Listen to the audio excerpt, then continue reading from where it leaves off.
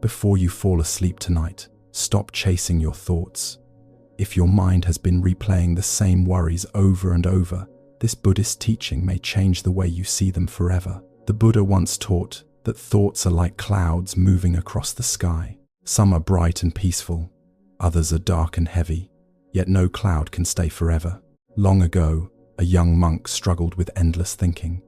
Every night, he replayed old mistakes, worried about tomorrow, and searched for answers that never seemed to come. The harder he tried to silence his mind, the louder it became. One evening, his teacher invited him outside. Above them, clouds drifted slowly across the moonlit sky. "Tell me," the teacher asked, "when clouds pass through the sky, does the sky become the clouds?" The monk shook his head. "The sky remains the sky." The teacher smiled. "Then why do you believe every thought that passes through your mind is who you are?" At that moment, the monk understood something important. Thoughts come and go. Awareness remains. Buddhist psychology teaches that suffering begins when we cling to thoughts and treat them as reality. We follow them, argue with them, and become trapped inside them. But thoughts are only visitors. They arrive, stay briefly, and leave. So tonight, when a thought appears, don't fight it. Simply notice it.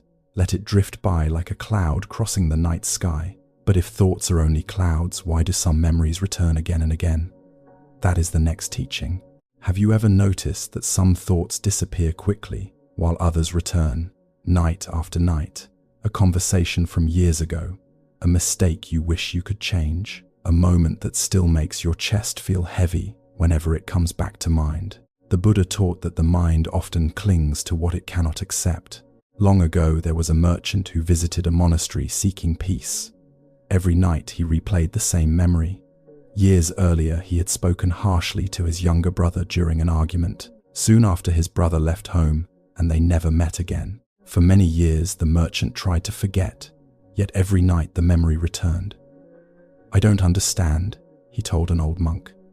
"Why won't my mind leave me alone?" The monk listened quietly, and then asked, "When this memory returns, what are you trying to do?" The merchant thought for a moment. "I suppose I am trying to change what happened." The monk nodded gently. "That is why it keeps returning." In Buddhist psychology, the mind often repeats what it refuses to accept. It believes that if it replays the story enough times, it may somehow create a different ending. But the past cannot be rewritten.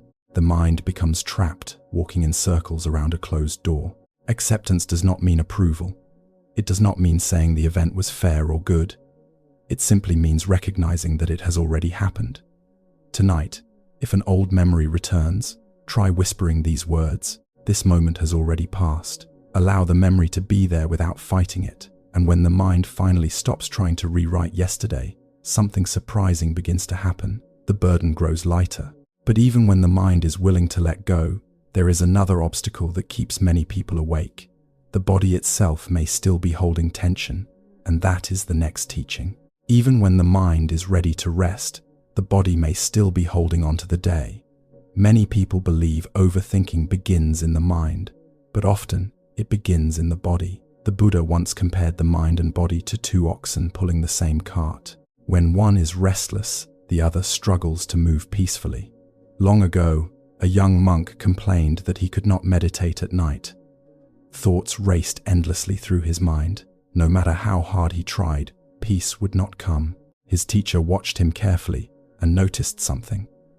The monk's shoulders were tight, his jaw was clenched, his breathing was shallow. The teacher smiled and said, "You are trying to calm the river while the wind is still blowing." That night, instead of fighting his thoughts, the monk focused only on relaxing his body. He softened his shoulders, he loosened his jaw, he followed each slow breath in and out. Little by little, the storm inside him began to settle. Modern psychology and Buddhist practice agree on this truth. When the body feels safe, the mind becomes quieter. A relaxed body sends a message to the nervous system that there is no danger in this moment. So tonight, before trying to stop your thoughts, relax your body first. Let your shoulders sink. Let your face soften. Allow each exhale to be slightly longer than the inhale.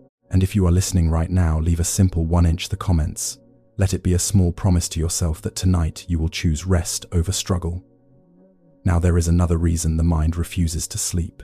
It keeps wandering into a future that has not even arrived yet. How many times has your mind tried to solve tomorrow before tomorrow even arrives? The room is quiet. The day is over. Yet the mind keeps moving forward, imagining conversations, problems, and situations that have not happened. The Buddha often reminded his disciples that suffering is born when the mind abandons the present moment and becomes lost in illusion. Long ago, a traveler was crossing a mountain path as night approached. Instead of paying attention to the road beneath his feet, he became obsessed with what might happen tomorrow. What if the weather turns bad? What if I lose my way? What if I fail when I reach my destination? The more he imagined, the more afraid he became. An old monk walking beside him listened quietly and finally pointed toward a lantern hanging from a wooden staff. "Tell me," the monk asked, "how far does this light reach?" "Only a few steps ahead," the traveler replied. "And yet those few steps are enough to guide you through the entire mountain." The traveler suddenly understood. He did not need to see tomorrow's road. He only needed to see the next step.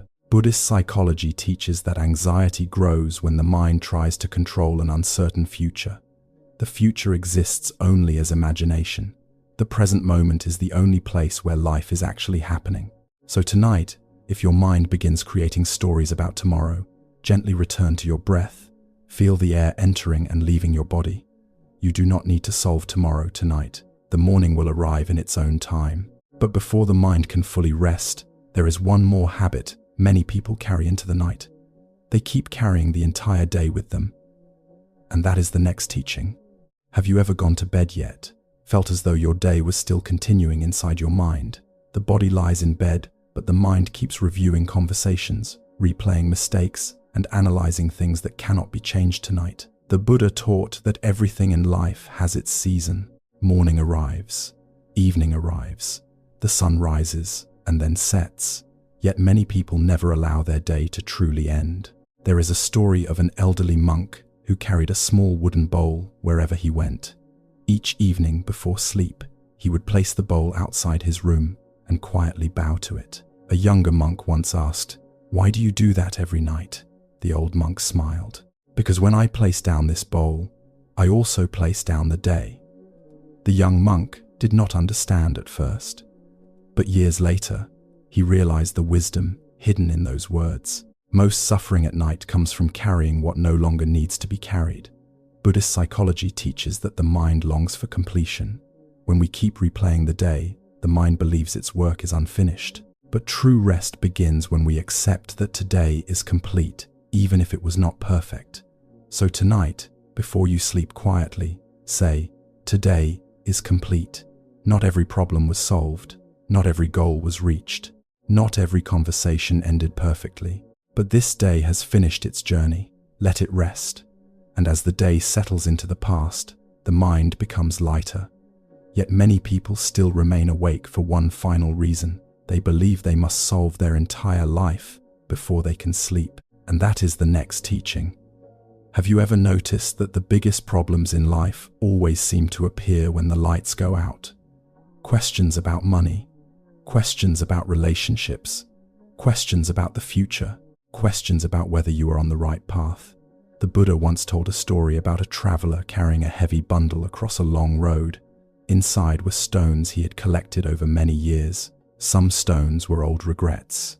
Others were worries about things that had not even happened yet. As night fell, the traveler became exhausted.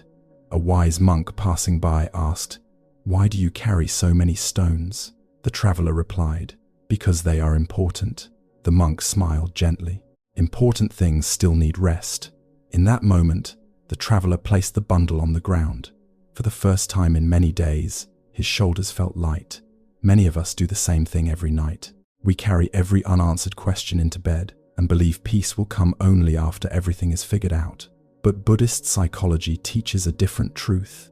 A tired mind is not a wise mind. Clarity often arrives after rest, not before it. So tonight, if a difficult question appears, gently say, "I do not need to solve this right now. Let tomorrow handle tomorrow. Let this night be for rest." And if you are choosing peace instead of pressure tonight, consider subscribing to Buddhist Meditation, where each day we share calming Buddhist wisdom to help quiet the mind and nourish the heart. Now let us explore the final teaching, the simple practice of returning to the breath. Now we come to the final teaching. The simplest teaching is often the most powerful. Return to the breath. One night, a young monk asked his teacher, "How can I stop my thoughts?" The old master looked at him and replied, "Do not stop them. Return to your breath." The monk was confused. What if the thoughts come back? Then return to your breath. What if they return again? The master smiled. Then return again. This is the quiet wisdom of Buddhist meditation. Peace does not come from controlling the mind. Peace comes from having a place to return to whenever the mind wanders. The breath is that place. It is always here, always present, always waiting. Tonight, as you rest, gently feel each inhale entering your body. Feel each exhale leaving. If a memory appears, let it pass. If a worry arises, let it drift away. Then return to the breath once more. There is nowhere else you need to be, nothing else you need to do, just this breath, and then the next, and the next. If you would like more peaceful Buddhist meditation, calming teachings, and gentle guidance for restful sleep, consider subscribing to Buddhist meditation. Now, allow yourself to relax completely. The night is here, and it is time to rest. As this meditation comes to an end, remember that peace is not something you need to chase. It is already within you, waiting beneath the noise of the mind. If you enjoyed this Buddhist meditation and would like more calming teachings, guided reflections, and wisdom for peaceful sleep, please subscribe to Buddhist meditation. Every day, we share gentle Buddhist teachings and mindful practices designed to help you release stress, quiet overthinking, and cultivate inner peace. Thank you for spending this time with us. May your mind be calm, your heart be light, and your sleep be deep and restorative. Until our next Buddhist meditation, may you walk in peace. Good night.